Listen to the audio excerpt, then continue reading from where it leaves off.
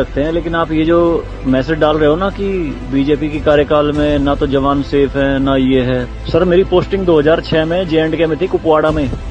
वहां पे बॉर्डर पे एक रूल था, no first fire no more than 11 NM, यानी कि जब तक पाकिस्तान की तरफ से एक भी फायर नहीं आ जाता तुम कोई फायर नहीं करोगे। नो मोर देन 11 mm मतलब वो हमारे ऊपर RPG चलाएं, मोटरार चलाएं, कुछ भी चलाएं, हम 11 mm से ऊपर का राउंड नहीं चला सकते थे वहां पे। मेरे हाथ पे ओम गुदा हुआ है। इस ओम के गुदे होने की वजह से मुझे हाथ में रुमाल बांध के ड्यूटी करनी पड़ती थी वहां पे। अगर उनको ओम दिख गया ना तो छोटे छोटे बच्चे पत्थर मारना शुरू कर देते थे।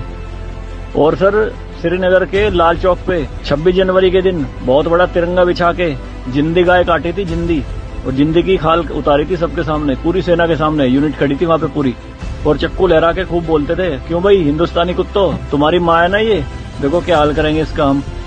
भाई कुछ नहीं उखाड़ सकते थे उनका। क्यों? क्योंकि सेंट्रल में गवर्नमेंट गंडवी थी, नपुंसक गवर्नमेंट थी।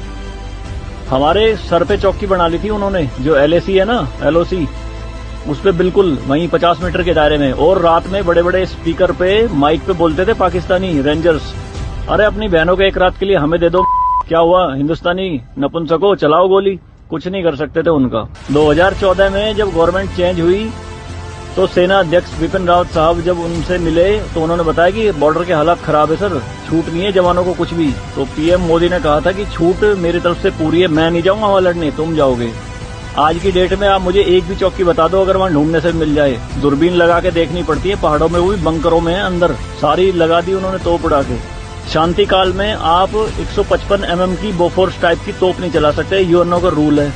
लेकिन 2014 में ये बोफोर्स भी चली J&K में पाकिस्तान की तरफ चौकी उड़ाने के लिए। तो सर ये मत कहिए कि बीजेपी के कार्यकाल में जवान मर रहे हैं, ये हो रहा है। सर सेना के जो हाथ खुले हैं ना वो बीजेपी के कार्यकाल में ही खुले हैं। मैं इसका जीता जागता प्रत्यक्ष आपके सामने बैठा